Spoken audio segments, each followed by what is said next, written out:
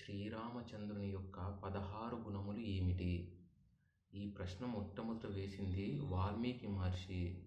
నారద మహర్షి ఒకనాడు వాల్మీకి మహర్షి ఆశ్రమానికి రాగా వాల్మీకి మహర్షి పరిప్రశ్న వేశాడు. పరిప్రశ్న అంటే, ఓ గురువుగారు, గురువుగా భావించి మీరు ఏదైతే చెప్తున్నారో అదే నేను త్రికరణ శుద్ధిగా నమ్ముతున్నాను.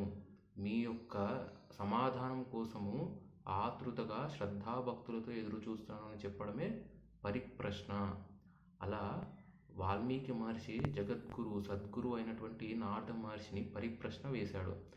ఏమని వేశాడంటే, ఓం తపస్వాధ్యాయ నిరతం తపస్వి వాగ్విదాం వరం నారదం పరిపప్రచ్ఛ వాల్మీకిర్మునిపుంగవం. పరిప్రశ్న వేశాడు. ఏమని?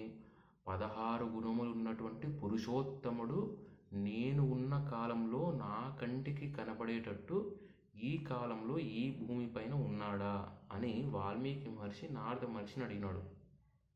ఆ 16 గుణములు ఏమిటనగా, కోన్వస్మిన్ సాంప్రతం లోకే గుణవాన్ కశ్చ వీర్యవాన్ ధర్మజ్ఞశ్చ కృతజ్ఞశ్చ సత్యవాక్యో దృఢవ్రతః చారిత్రేణ చకోయుక్తః సర్వభూతేషు కోహితః విద్వాన్ కః సమర్థశ్చ కశ్చైక ప్రియదర్శనః ఆత్మవాన్ కో జితక్రోధో ద్యుతిమాన్ కో నసూయకః కస్య బిభ్యతి దేవాశ్చ జాతరోషస్య సంయుగే ఏతదిచ్ఛామ్యహం శ్రోతుం పరం కౌతూహలం హిమే మహర్షే త్వం సమర్థోసి జ్ఞాతుమేవం విధం నరం.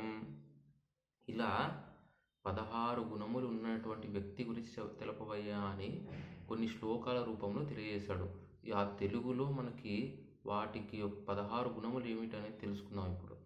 ఎవరైతే సకల సద్గుణ సంపన్నుడు, సకల ధర్మములు ఎరిగినవాడు, శరణాగత వత్సలుడు, మాట తప్పనివాడు, నిశ్చలమైన సంకల్పము గలవాడు, సదాచార సంపన్నుడు, సకల ప్రాణులకు హితము చేయువాడు, సకల శాస్త్రాలు తెలిసినవాడు, సర్వకార్య ధురంధరుడు, తనను చూస్తేనే సంతోషం కలుగజేయటటువంటి వాడు, ధైర్యశాలి, క్రోధమును జయించినవాడు, శోభలతో విలసిల్లువాడు, అసూయ లేనివాడు, కోపము వచ్చిన రణరంగమున దేవతలను సైతము భయకంపితులను చేయువాడు, కష్టకాలంలో తన బుద్ధిని, ధైర్యాన్ని, ధర్మాన్ని కోల్పోనివాడు. ఇవి 16 గుణములు. ఎవరికైతే ఈ 16 గుణములు ఉంటాయో ఆయనే పురుషోత్తముడు, ఆయనే శ్రీరామచంద్ర ప్రభువు. సామాన్య మానవులలో ఇటువంటి గుణములు ఉండవు. ఈ మాట నేను చెప్పడం కాదండి, సాక్షాత్ ఆ జగద్గురు సద్గురు అయినటువంటి నారద మహర్షి అంటాడు, ఓ వాల్మీకి మహర్షి, నువ్వు చెప్పిన ఈ 16 గుణములు మనుష్యులలో ఉండడము అసంభవము, దుర్లభము.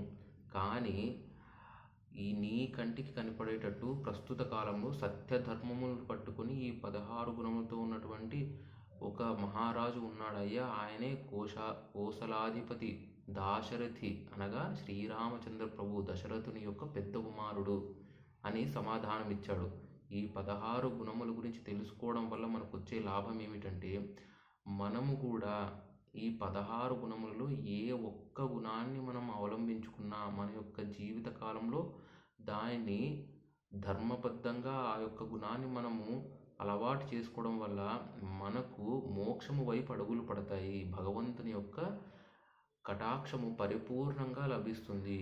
ఇవి శ్రీరాముని యొక్క 16 గుణములు, పురుషోత్తముని యొక్క గుణములు. జై శ్రీరామ్.